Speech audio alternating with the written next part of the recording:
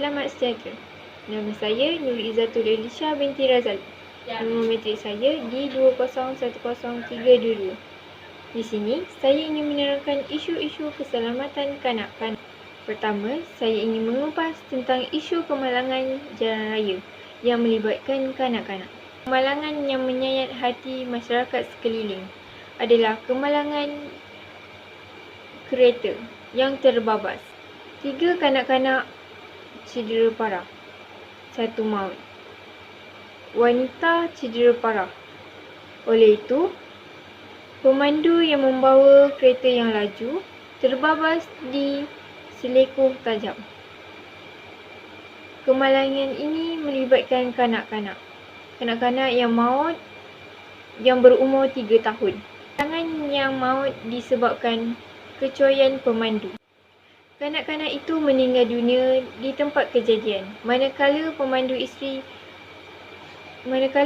isteri cedera parah.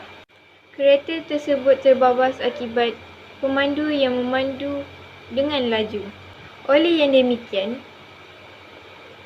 kemalangan ini mengundang maut dan sebahagiannya cedera parah. Kedua adalah isu kemalangan yang melibatkan 3 orang kanak-kanak dan seorang pemandu.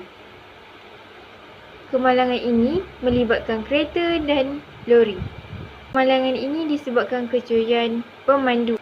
Oleh itu, kanak-kanak menjadi mangsa kemalangan jalan raya. Ketiga-tiga kanak-kanak tersebut meninggal dunia di tempat kejadian, manakala seorang wanita cedera parah. Kemalangan ini melibatkan lori yang membawa muatan yang lebih berat dan besar. Oleh itu, semua masyarakat perlulah memandang enteng tentang kemalangan jalan raya yang membawa padah. Ketiga, tentang isu ibu bapa yang sering meninggalkan kanak-kanak di rumah. Isu ini melibatkan kanak-kanak yang tinggal di rumah. Ibu bapa yang meninggalkan anak-anaknya di rumah boleh membahayakan kanak-kanak. Dalam isu ini, saya ingin mengupaskan tentang keberadaan kanak-kanak di rumah. Apabila orang dewasa tidak mengawasi mereka, menyebabkan mereka membuat sesuatu perkara yang tidak diingini, seperti bermain api, bermain gunting dan sebagainya, yang boleh menyebabkan kemalangan. Oleh itu, ibu bapa haruslah mengawasi kanak-kanak dari semasa ke semasa. Ibu bapa tidak boleh meninggalkan kanak-kanak di rumah sendirian. Ini kerana kanak-kanak berdepan dengan ancaman dan risiko yang tinggi yang boleh menyebabkan kemalangan maut jika ditinggalkan tanpa pengawasan orang dewasa walaupun hanya singkat.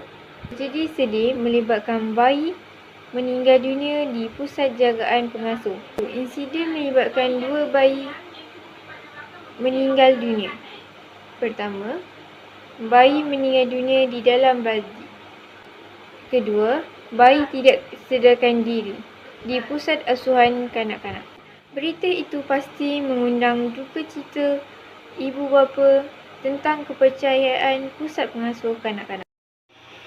Akhir sekali, tentang isu pengaruh gadget. Pengaruh gadget terhadap kehidupan harian kanak-kanak di negara ini semakin membimbang. Kepala Menteri Pembangunan Wanita berkata, situasi ini disebabkan kurangnya kesedaran terhadap ibu bapa mengenai kesan negatif gadget terhadap kanak-kanak. Gadget adalah teknologi zaman sekarang yang boleh melembabkan pembelajaran dan pengajaran kanak-kanak dari semasa ke semasa. Oleh itu, ibu bapa haruslah memantau kanak-kanak dari kecil hingga dewasa. Hal yang demikian, ibu bapa haruslah memberi kesedaran terhadap diri mereka kepada kanak-kanak. Oleh itu, ibu bapa haruslah memantau aktiviti kanak-kanak dari semasa ke lainnya. Keselamatan jalan raya merupakan tanggungjawab pengguna jalan raya. Kecuaian pemandu merupakan punca kemalangan jalan raya. Kemalangan ini berlaku disebabkan sikap pemandu yang leka dan mementingkan diri sendiri. Manusia sering melakukan kesilapan, tetapi kesilapan ini boleh menyebabkan nyawa orang lain melayang. Kemalangan ini berlaku disebabkan sikap pemandu yang leka dan mementingkan diri sendiri. Dan ibu bapa haruslah memantau pergerakan kanak-kanak dari semasa ke semasa.